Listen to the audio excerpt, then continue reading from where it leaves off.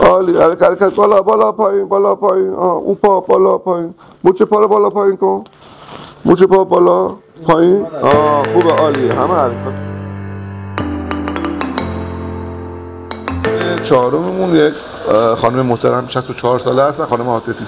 ایشون با درد شدید کمر با انتشار به پاها، به خصوص پای چپ مدن. پای چپتون بدتره دیگه. ایشون چند مدته با عصا راه میرید؟ الان 1 سال 2 ساله که با عصا میتونید راه بری فقط. میافتی اگر عصا دست نگیری. توی MRI یه تنگی داره، ببینید این نخاع است، این قسمت پایین نخاع کاملا اصلا دیده نمیشه. تنگی به حدی است که در حد انسداد هست و مهره شکستگی هم دارن که علت این شکستگی یه مهره این بالا شکسته، یه مهره پایین پوکی استخوان شهیدی هستش که توی بررسی پوکی استخوان هم رو بررسی کردیم دارن. یه عمل جراحی براشون انجام میدیم، از پروتز استفاده میکنیم و سیمان خاطر پوکی استخوانشون. انشاءالله نخاعشون رو کاملا آزاد میکنیم، مهره ها رو محکم میکنیم و سیر بهبودی بعد از عمل براشون انشاءالله خواهیم داشت.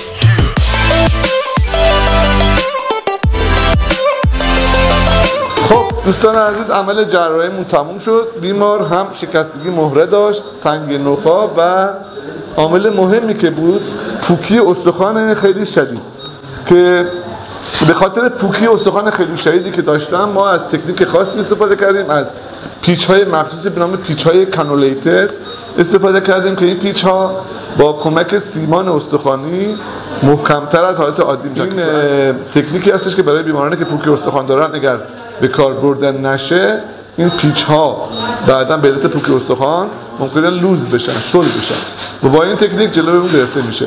البته اگر بیمار شکستگی مهره نداشت و اون لقی مهره نداشت ما اصلا پیش نمی‌داشتیم، ولی چون وقتی که داره دیگه باید با این تکنیک بتونیم مهره رو محکم کنیم و انشالله درد بیمار و ناراحتیش برطرف بشه.